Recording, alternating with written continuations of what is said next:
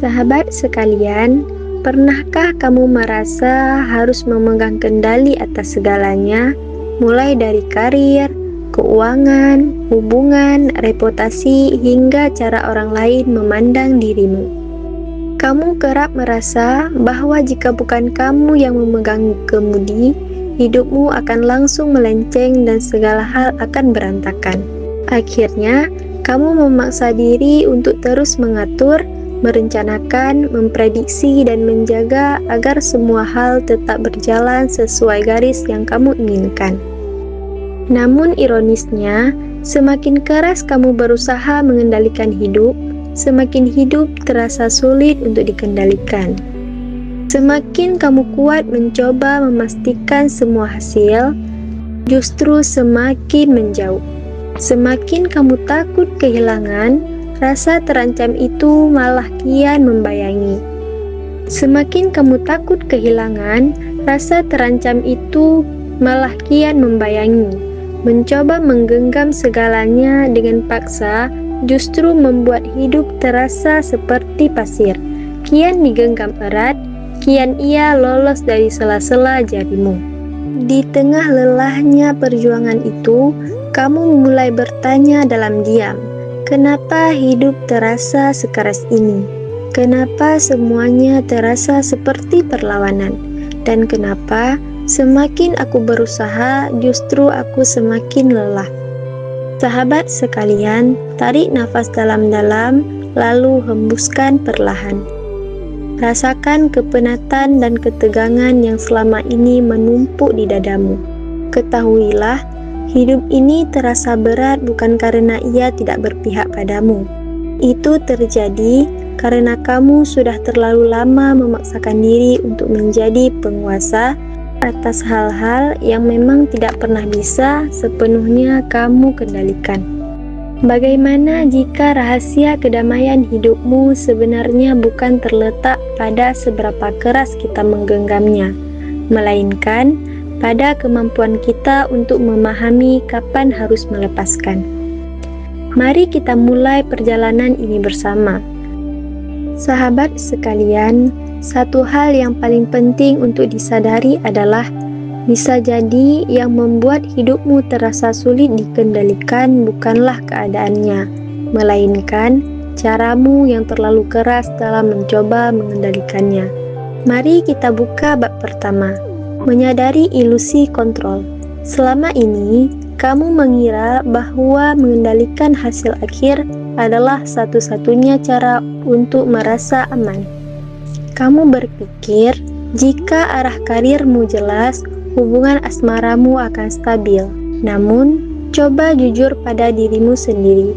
Apakah semua persiapan itu benar-benar membuatmu merasa aman?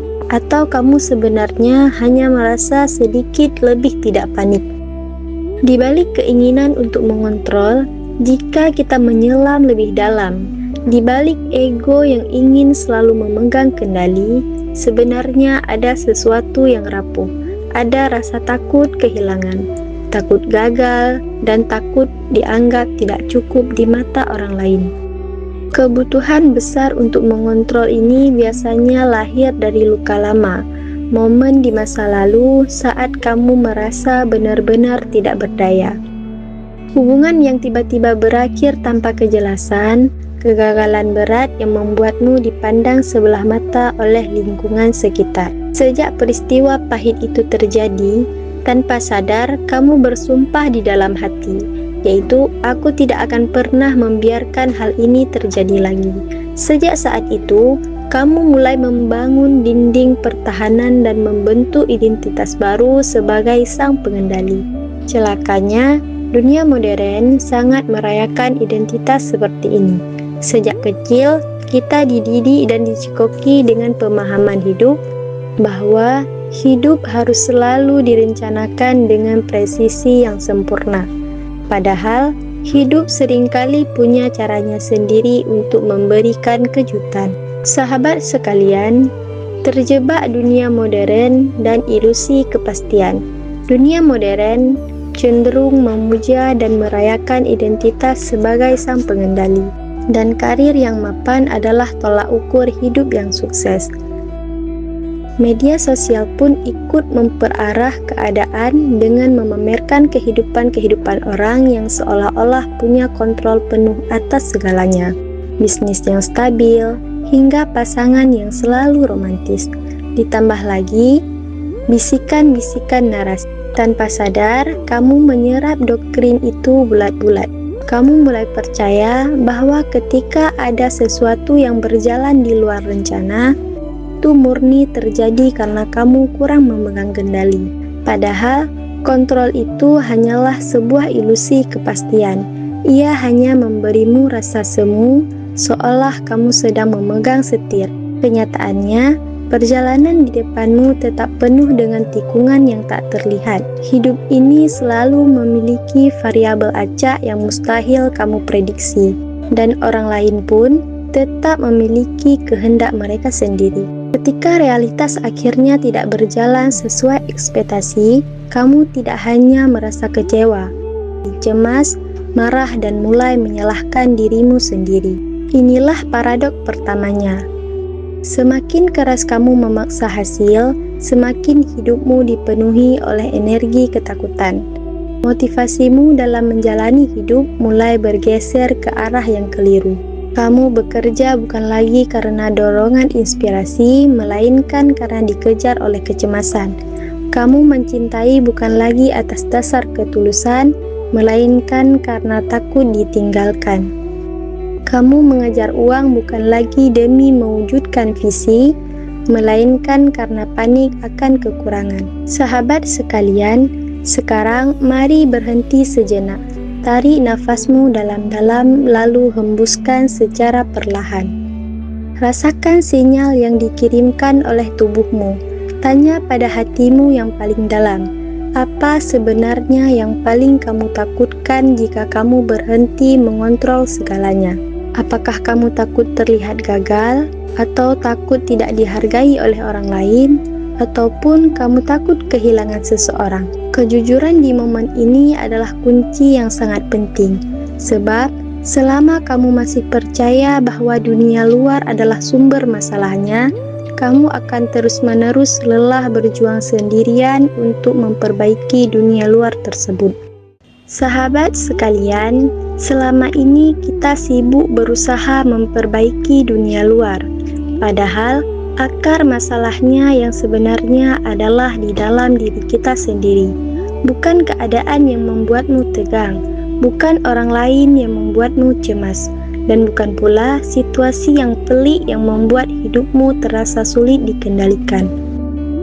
Akar dari semua itu adalah pola pikir batinmu sendiri yang terus-menerus berbisik, "Aku hanya akan aman jika aku memegang kendali."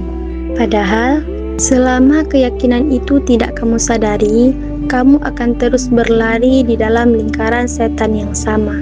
Kamu akan berusaha lebih keras, mengontrol hal-hal lain hingga ke detail terkecil, dan mengencangkan genggamanmu. Sahabat sekalian, rahasia di balik realitas.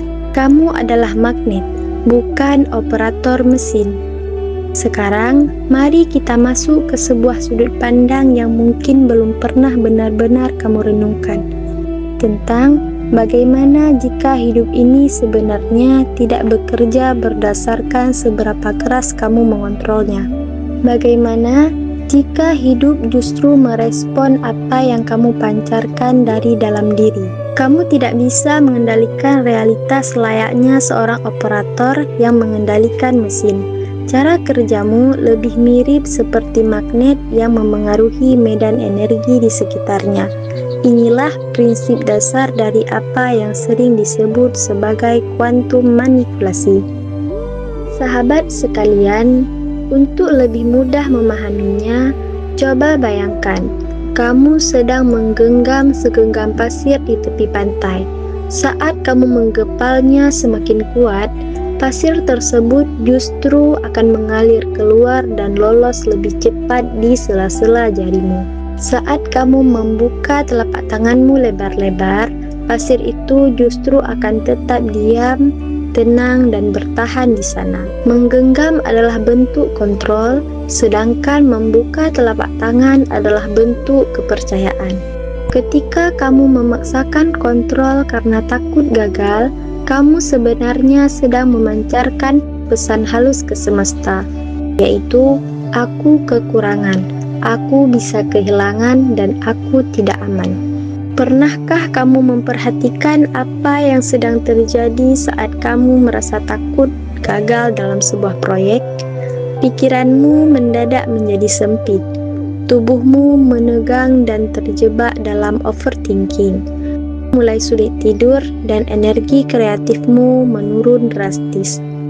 Ingat, ini terjadi bukan karena semesta sedang menghukummu. Ini terjadi karena rasa takut telah menyempitkan persepsimu, membuatmu melihat ancaman di mana-mana, dan mengubahmu menjadi sosok yang defensif. Kamu menjauhkan berbagai peluang baik, bukan karena takdirmu buruk, melainkan karena energimu tidak selaras dengan kelimpahan yang kamu inginkan.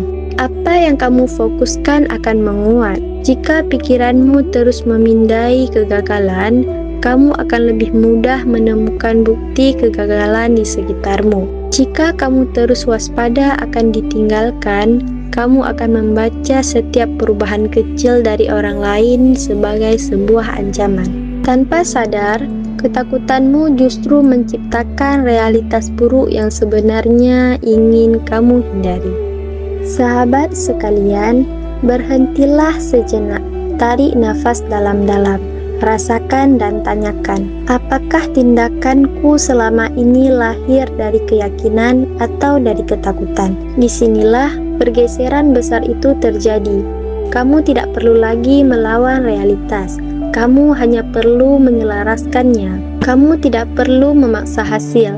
Kamu hanya perlu menjadi versi dirimu yang sudah merasa cukup dan aman. Bukankah sebelum hasil yang kamu inginkan itu benar-benar datang, ini bukan berarti kamu berhenti bertindak. Justru sebaliknya, kamu melangkah dari ruang batin yang jauh lebih tenang, lebih luas, dan lebih penuh percaya. Mari kita gali lebih dalam lagi, karena memahami hukum energi ini akan mengubah segalanya. Kamu akan berhenti melihat hidup sebagai musuh yang selalu dikendalikan. Kamu akan mulai melihat hidup sebagai cermin yang harus disejajarkan. Ketika batinmu sudah sejajar dan damai, kamu tidak lagi lelah berjuang melawan arus. Kamu akan mengalir bersamanya. Sahabat sekalian, inilah kesalahpahaman terbesar kita. Banyak orang takut melepaskan kontrol karena mengira itu adalah tanda kelemahan. Seolah-olah jika tidak memegangnya dengan erat, kita akan kehilangan arah. Menyerah, yaitu berhenti bertindak karena sudah putus asa, sedangkan melepaskan tetap bertindak namun tanpa keterikatan berlebihan pada hasil akhirnya. Menyerah berkata dalam kepasrahan yang pahit, dan sedangkan melepaskan berkata dalam kedamaian penuh percaya, aku melakukan yang terbaik, sisanya biarkan semesta yang bekerja. Itulah bedanya. Menyerah berarti berhenti bertindak karena putus asa, sambil mengeluh. Dalam hubungan atau relasi, ketika kamu terlalu terobsesi untuk mempertahankan seseorang, kamu tanpa sadar mulai mengontrolnya. Kamu menuntut kepastian secara berlebihan, memeriksa pesannya berulang kali. Semua racun itu lahir dari satu hal ini, ketakutan akan kehilangan. Energimu yang menuntut itu akhirnya menciptakan tekanan yang membuat hubungan terasa sempit dan menyesakkan. Ingat, melepaskan bukan berarti berhenti mencintai. Melepaskan berarti mencintai tanpa rasa memiliki yang berlebihan. Kamu tetap hadir secara utuh dan tulus, tetapi kamu tidak lagi memaksa orang lain menjadi satu-satunya sumber rasa amanmu. Dalam karir, keterikatan yang berlebihan pada hasil akhir hanya akan membuatmu tegang setiap hari. Kamu menjadi takut salah, takut dinilai buruk, dan takut gagal. Tekanan mental inilah yang perlahan menurunkan kreativitasmu. Akhirnya, kamu memilih bermain aman dan terjebak overthinking. Semua racun itu lahir dari satu hal, ketakutan, dan takut kehilangan. Ketika kamu mampu melepaskan keterikatan itu, kamu tetap bekerja keras, tetapi tindakanmu tidak lagi digerakkan oleh rasa panik. Kamu digerakkan oleh komitmen. Fokusmu berubah dari yang sebelumnya kamu berkata, "Aku harus berhasil," kini menjadi, "Aku akan memberikan versi terbaik dari diriku hari ini." Begitu pula dalam urusan keuangan. Semakin kamu terobsesi dan mematok target, batinmu akan semakin merasakan kekurangan. Akibatnya, setiap pengeluaran akan terasa sebagai ancaman, dan setiap peluang terasa seperti ujian hidup yang mati. Energi kekurangan ini membuat keputusan finansialmu menjadi sangat reaktif. Melepaskan bukan berarti kamu tidak peduli lagi pada uang. Melepaskan berarti kamu fokus membangun nilai diri, bekerja dengan konsisten, dan percaya bahwa hasil akan mengikuti tanpa harus kamu terus-menerus memeriksanya, membandingkan, dan panik. Pola pikir ini sering disebut sebagai detachment. Namun, jangan membayangkan sebagai sikap yang dingin, abai, dan tidak peduli. Detachment bukan berarti menjauh dari kehidupan. Justru sebaliknya, kamu terlihat penuh, tetapi tidak terikat secara emosional pada satu skenario tertentu. Filosofi anak panah. Bayangkan kamu sedang memanah. Kamu menarik busur dengan penuh fokus, sasaran dengan presisi. Namun, setelah panahnya itu melesat lepas dari busurnya, kamu tidak lagi bisa mengendalikannya. Jika setelah dilepas kamu masih mencoba mengontrol arah angin agar anak panah itu tepat sasaran, kamu hanya akan berakhir frustasi. Hidup bekerja dengan cara yang persis seperti itu. Keterikatan pada hasil hanya akan menciptakan tekanan mental dan mempersempit kesadaranmu. Kamu menjadi terlalu fokus pada ketakutan atau kegagalan, sehingga kehilangan fleksibilitas untuk melihat peluang-peluang lain yang jauh lebih besar. Akhirnya, kamu sudah lelah bahkan sebelum hasil itu benar-benar datang. Sahabat sekalian, sekarang berhenti sejenak. Tarik nafasmu dalam-dalam. Rasakan perbedaan rasa yang ada di dalam dirimu. Apa jadinya jika kamu tetap disiplin, tetap bertindak, dan tetap berjuang, tetapi tanpa membawa rasa takut kehilangan? Itulah esensi sejati dari melepaskan. Disitulah kamu akan menemukan bentuk kendali yang jauh lebih dewasa. Ini bukan lagi kendali atas hasil akhir, melainkan kendali atas sikapmu, energimu, dan reaksimu. Sahabat sekalian, kamu tidak kehilangan kendali total ketika memilih untuk melepaskan. Kamu justru baru saja berhenti memaksakan hal-hal yang memang sejak awal berada di luar kendalimu. Alihkan kendalimu ke satu-satunya hal yang benar-benar bisa kamu kuasai. Fokusmu tidak lagi terpecah pada hal-hal yang mustahil untuk kamu atur. Kamu hanya punya kendali penuh pada 3 hal. 1. Meresponmu. 2. Keadaan emosimu. Dan ketiga, pilihan sikapmu. Realitas yang sama dan masa depan yang berbeda. Bayangkan, 2 orang yang sama-sama menghadapi penolakan kerja, dan realitas yang mereka hadapi persis sama.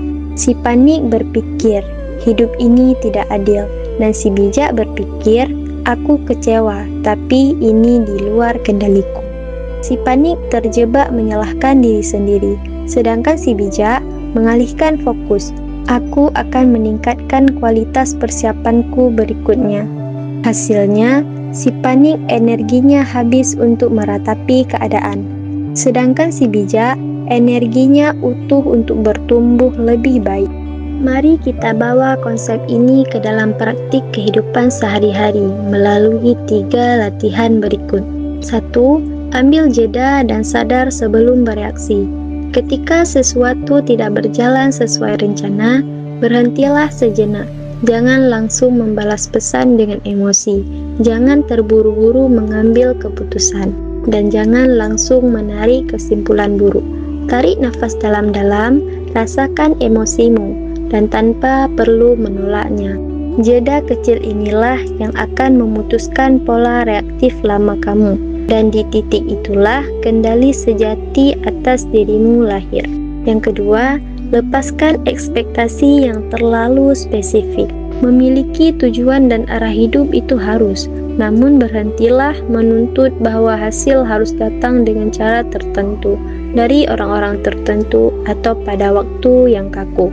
Alih-alih memikirkan ini harus terjadi sekarang juga, berubah menjadi aku terbuka pada hasil yang terbaik, bahkan jika ini berbeda dari bayangan.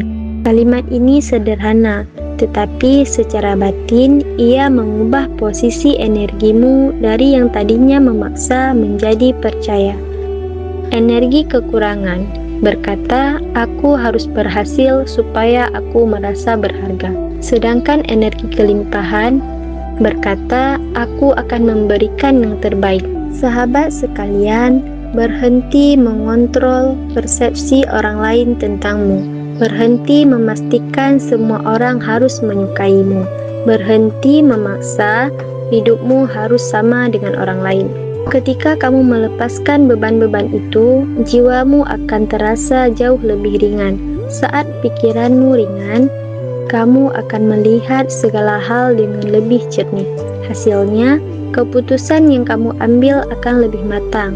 Inilah sejatinya bentuk kendali yang dewasa, bukan sibuk mengatur dunia luar, melainkan berdaulat penuh atas dunia batinmu sendiri.